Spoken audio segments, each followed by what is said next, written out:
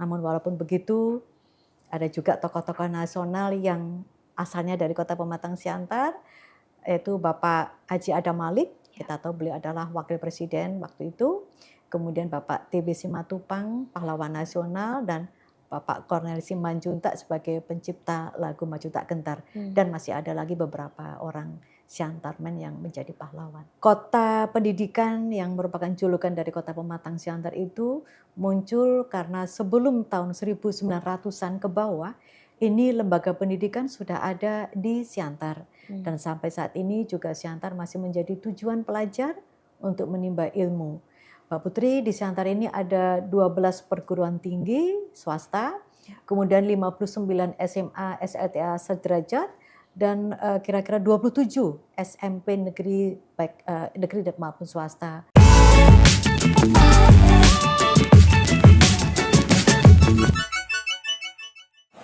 Tahu nggak sih kalau sejumlah tokoh nasional lahir di Pematang Siantar, seperti Adam Malik, TB Simatupang, dan Kornel Simanjuntak.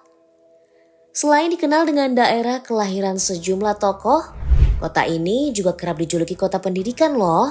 Nah, karena dijuluki kota pendidikan, Wali Kota Pematang Siantar, Susanti Dewayani, berupaya untuk meningkatkan sistem dan fasilitas pendidikan di kotanya. Kemajuan sistem pendidikan tersebut memacu warga luar kota untuk menyekolahkan anaknya di Pematang Siantar. Padahal di era 80-an, sebagian orang melabeli Pematang Siantar sebagai kota preman. Gimana ya cara pemerintah setempat mengubah stereotip Pematang Siantar yang dikenal negatif menjadi kota yang positif? Yuk tonton cerita lengkapnya di episode Nusa Raya kali ini. Nah, Sobat Kompas.com, kali ini Nusa Raya kedatangan Wali Kota Siantar, Ibu Susanti Dewayani. Halo Ibu. Halo. Apa kabar? Baik, Assalamualaikum warahmatullahi wabarakatuh. Ibu, ke Kompas.com, gimana nih perasaannya Ibu? Wah, senang kali, luar biasa. Terima kasih atas kesempatan ini diberikan kepada kami. Hari ini kita mau ngulik-ngulik nih soal Siantar. Baik. Tapi sebelumnya aku mau kenal dulu nih sama ibunya. Nah, Ibu katanya punya latar belakang sebagai dokter anak ya Bu ya. Kira-kira sampai saat ini masih buka praktik dokter nggak sih Bu? Iya, jadi Mbak Putri, izin praktek saya hingga kini masih aktif. Namun untuk praktek dokter saat ini tidak beroperasi. Tapi kadang-kadang ada beberapa pasien yang dari jauh yang sudah sampai ke Pematang Siantar. Bayangkan Mbak Putri bahwa menuju Siantar itu bisa 6, 7, 8 jam, bahkan 12 jam.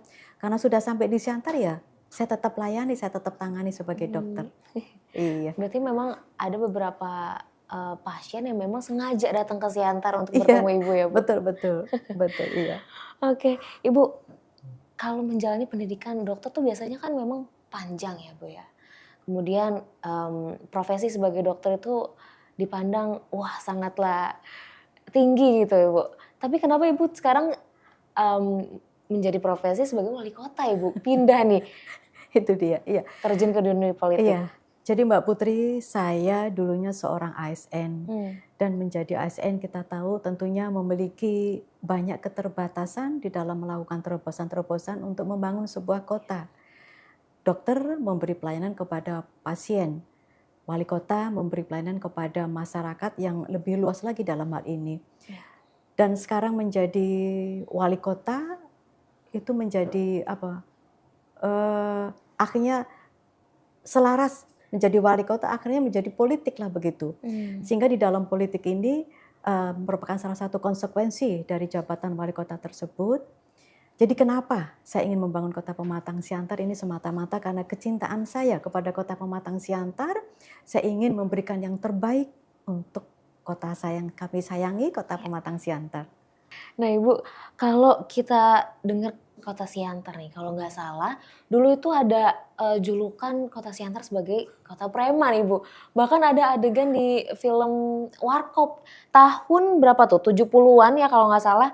Ini kenalan orang Siantar, orang-orang pada was-was nih Bu. Kira-kira kenapa sih Kota Siantar ini melekat sebagai kota yang apa nih, preman katanya? Ya, Mbak Putri, dengar nih ya. Maju tak gentar. Nah, itu ciptaan siapa?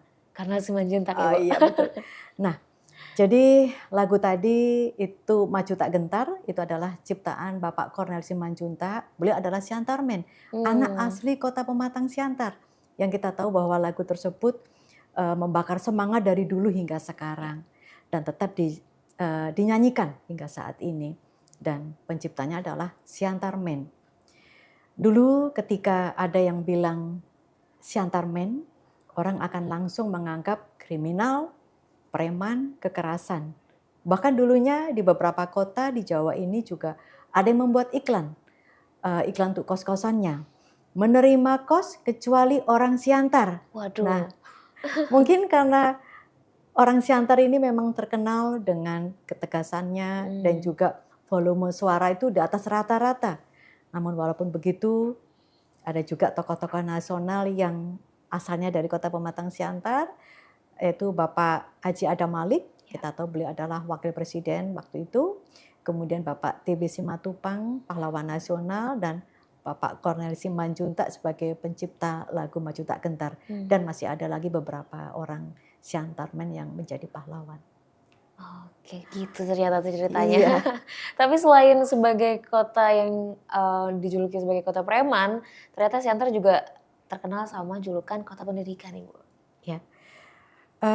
Kota pendidikan yang merupakan julukan dari Kota Pematang Siantar itu muncul karena sebelum tahun 1900-an ke bawah, ini lembaga pendidikan sudah ada di Siantar. Dan sampai saat ini juga Siantar masih menjadi tujuan pelajar untuk menimba ilmu. Mbak Putri, di Siantar ini ada 12 perguruan tinggi swasta, kemudian 59 SMA SLTA sederajat, dan kira-kira 27 SMP negeri baik negeri maupun swasta. Dan tentunya pelajar-pelajar dari luar daerah sana banyak sekali yang menetap sementara di Siantar untuk belajar.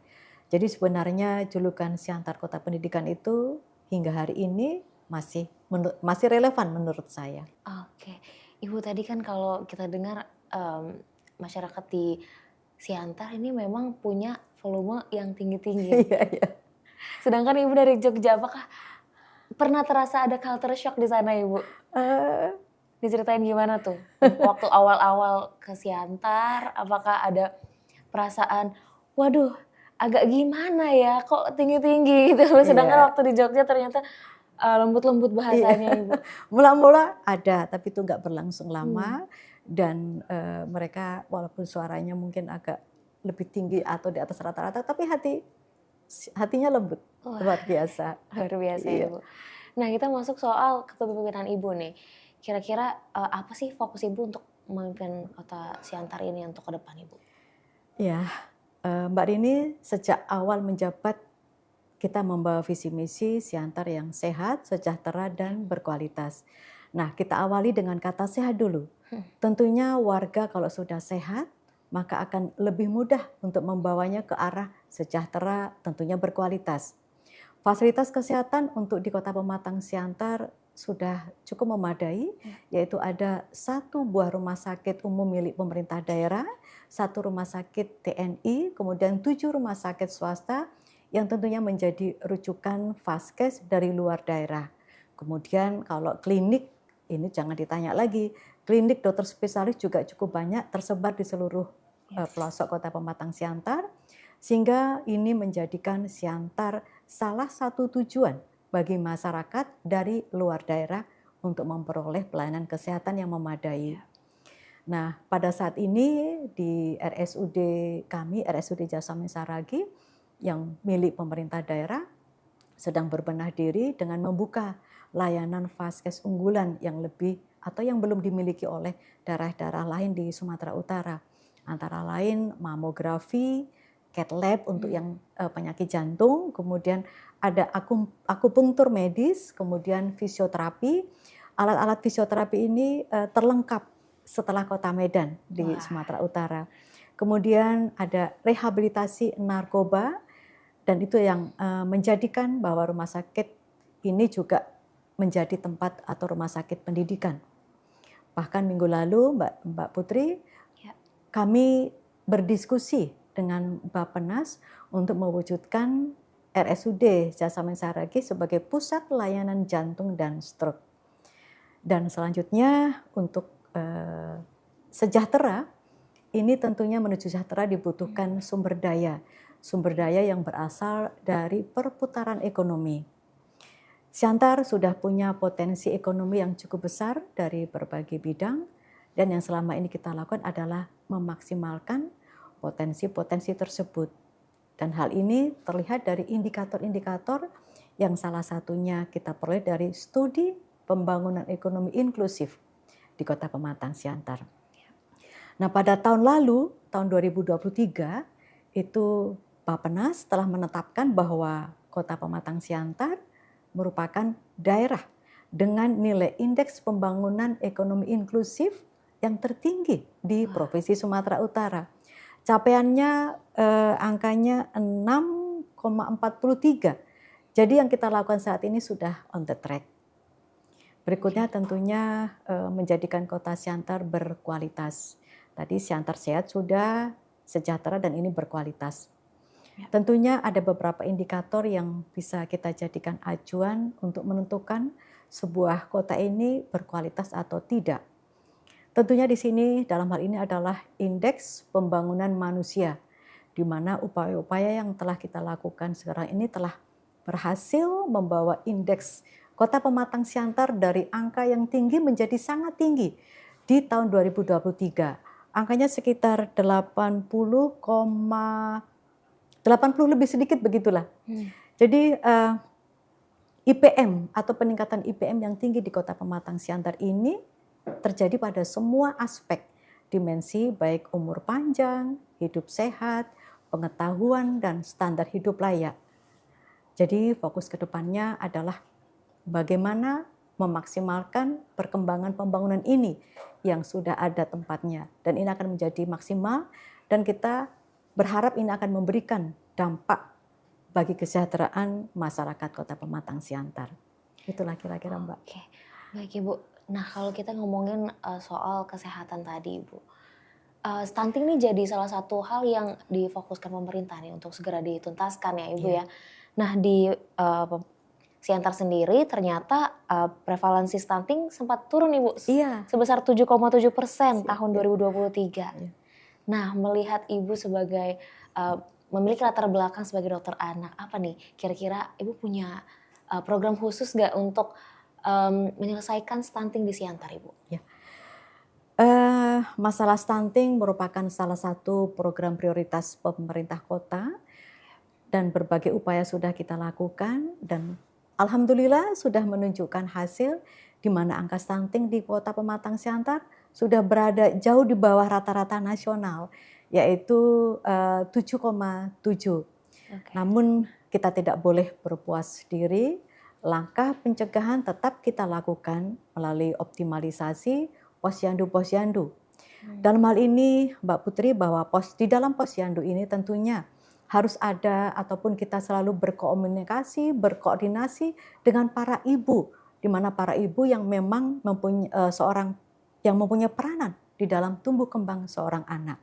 Sehingga ketika posyandu ini aktif, kemudian ada komunikasi antara petugas dengan ibu-ibu, sehingga ini akan didorong terus untuk para ibu lebih memperhatikan tumbuh kembang anaknya.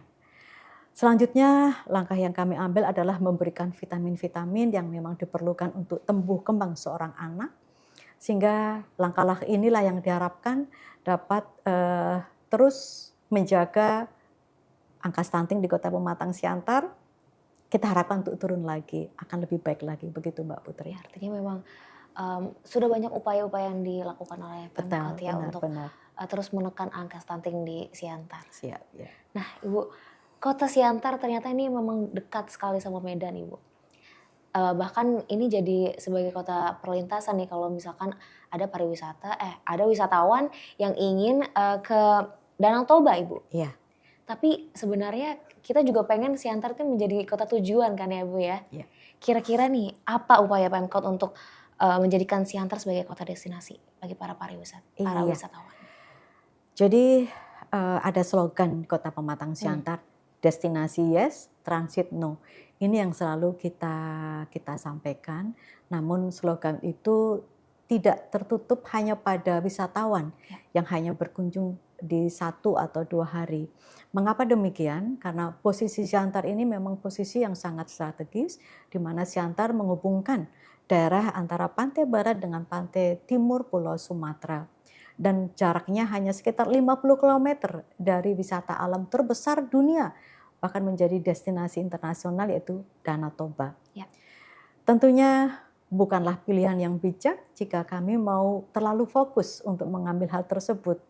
Namun bagaimana kita menjadikan Kota Pematang Siantar ini menjadi tujuan bagi orang-orang yang dari luar daerah untuk menghabiskan uangnya di Kota Pematang Siantar, dalam hal ini menghabiskan uangnya. Ya. Tentunya ada beberapa hal yang harus kita jual, harus kita fokuskan supaya perekonomian di Kota Pematang Siantar juga meningkat. Nah, dalam hal ini potensi terbaik yang memiliki efek domino ekonomi yang tinggi adalah pada bidang pendidikan. Dengan banyaknya pelajar dari luar daerah yang menetap di Siantar, tentunya menjadikan Siantar kota tujuan bagi pelajar itu sendiri dan mungkin juga keluarganya yang mengunjungi anaknya yang sekolah di Kota Pematang Siantar. Dan tentunya ini dari keluarga itu juga akan bolak-balik datang ke Pematang Siantar. Dan ini efek dominonya yang bisa panjang lagi, yaitu mulai dari bisnis kos-kosan. Tentunya bisnis kos-kosan ini juga akan menjamur, kemudian belum lagi pedagang makanan minuman, kemudian peralatan sekolah dan kebutuhan hidup lainnya juga tentunya akan berkembang. Selanjutnya selain tadi kota destinasi dari pendidikan, tentunya juga dari bidang kesehatan juga kami akan maksimalkan. Fasilitas kesehatan yang dimiliki Kota Pematang Siantar merupakan rujukan dari daerah untuk mendapatkan fasilitas kesehatan yang lebih memadai. Dengan banyaknya rumah sakit, klinik, dan dokter spesialis, ini mengundang masyarakat dari luar Kota Siantar untuk menjadikan Siantar kota tujuan untuk berobat, untuk mendapatkan pelayanan kesehatan. Dan ini dampaknya bagi ekonomi Kota Pematang Siantar cukup besar. Oleh karena itu, kita harus memberikan kenyamanan bagi mereka-mereka yang berkunjung di Kota Pematang Siantar. Jadi Mbak Putri, destinasi yang kami maksud itu bukanlah destinasi kedatangan mereka sementara dalam antrian 1-2 hari, tetapi lebih dari itu mungkin seminggu, mungkin 3 tahun, 6 tahun. Jadi ketika luar daerah itu memikirkan tentang pendidikan, anak-anaknya, kemudian memikirkan untuk kesehatan, mereka pasti akan berpikir untuk datang ke Kota Pematang Siantar. Maka kita jadikan Siantar ini menjadi tujuan, terlebih lagi akomodasi di Kota Pematang Siantar ini sudah bagus dan konsep destinasi Yes Transit No itu insya Allah dapat terwujud. Nah, untuk potensi inilah yang akan kita maksimalkan untuk pengembangan UMKM Kota Pematang Siantar, karena pasarnya juga sudah tersedia baik para wisatawan maupun warga Siantar sendiri, dan tentunya UMKM Siantar juga sudah berkembang pesat saat ini.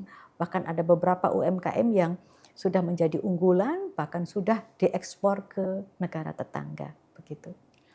Oke, ngomongin pariwisata, mungkin Ibu Wali Kota ini punya rekomendasi spot pariwisata nih di Siantar. Kira-kira apa sih Bu, kalau misalkan ke Siantar kita harus ngapain kira-kira?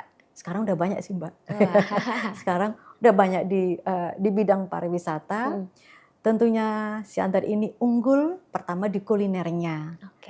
Kulinernya itu kalau kita datang sempat ke Siantar, silakan Mbak Putri kalau ke Siantar, itu di sudut-sudut kota, di sudut-sudut jalan itu sudah banyak kafe-kafe. Kemudian yang paling rasa dari kuliner di Pematang Siantar itu khas gitu, wajib dicoba. Karena masakan yang ada di kota Siantar itu bumbunya berani, sehingga bumbunya nggak tanggung-tanggung. Jadi nanti kami undang Mbak Putri dan tim nanti ke Kota Pematang Siantar. Dan ini wajib dicoba. Kemudian ada roti ganda yang tentunya sudah menjadi legenda ya, yang menjadi legenda. Kemudian banyak lagi kuliner-kuliner yang sedang tumbuh menjamur di Kota Pematang Siantar. Selanjutnya ada wisata edukasi seperti taman hewan. Taman hewan yang ada di Kota Pematang Siantar merupakan taman hewan yang memiliki koleksi hewan yang terlengkap di Wah, sepulau Sumatera, bayangkan. wah, keren Jadi banget. pengunjungnya pun juga didominasi oleh masyarakat dari luar Sumatera, dari Sumatera Utara, dari Aceh, dari Pekanbaru, dari Riau, itu juga sering berkunjung ke kebun binatang Siantar. Kemudian spot wisata selanjutnya adalah wisata sejarah dan budaya. Di sini berbagai event diselenggarakan untuk melestarikan budaya dan sejarah sekaligus menarik minat para wisatawan untuk menjadikan Kota Pematang Siantar sebagai tujuan wisata. Tentunya event budaya selain sebagai sarana promosi wisata juga merupakan sarana bagi para penggiat budaya di kota kami, Kota Pematang Siantar, untuk menunjukkan kreativitasnya. Salah satunya adalah Siantar Culture Show. Ini merupakan salah satu event budaya yang menampilkan atraksi budaya Simalungun dan budaya etnis lainnya yang ada di Kota Pematang Siantar. Artinya wisatawan udah nggak perlu bingung lagi ya di Iya, Siantar. Sebenarnya sudah banyak spot-spot pariwisata sudah yang banyak, memang bisa benar, iya. dirasakan ya. Oke, Bu. Nah, tahun 2023 nama Susanti Dewayani sempat viral nih, Bu. Iya, Karena iya, isu iya, iya. intoleransi. Boleh diceritain nih, Bu. Itu kenapa bisa viral, Ibu? Iya, iya, iya. Ya, jadi waktu itu ketika awal tahun 2023 itu dilaksanakan kegiatan basar ataupun berjualan yang dilakukan oleh penyelenggara tertentu menjelang perayaan Imlek di tahun 2023. Basar tersebut sebenarnya tidak ada kaitannya sama sekali dengan perayaan Hari Besar Imlek. Ya. Namun semata-mata hanya aktivitas perdagangan yang menggunakan fasilitas umum. Hal ini telah disikapi sebelumnya untuk merelokasi kegiatan tersebut di tempat yang lebih representatif. Namun penyelenggara tidak menyetujui dan tetap kekeh bertahan untuk melaksanakan aktivitasnya di lokasi awal. Akhirnya pemerintah kota melakukan tindakan penertiban pasar tersebut. Namun opini yang berkembang justru menjadi isu intoleran terhadap etnis Tionghoa. Padahal kegiatan tersebut adalah murni kegiatan perdagangan yang mengangkat tema Imlek Fair. Karena kebetulan waktu pelaksanaannya dekat sekali atau menjelang Hari Raya Imlek. Isu itu akhirnya berkembang cukup pesat dan luas, sehingga kami harus melakukan klarifikasi bersama tokoh-tokoh Tionghoa dan Walubi Kota Pematang Siantar untuk menepis isu intoleran yang dimaksud.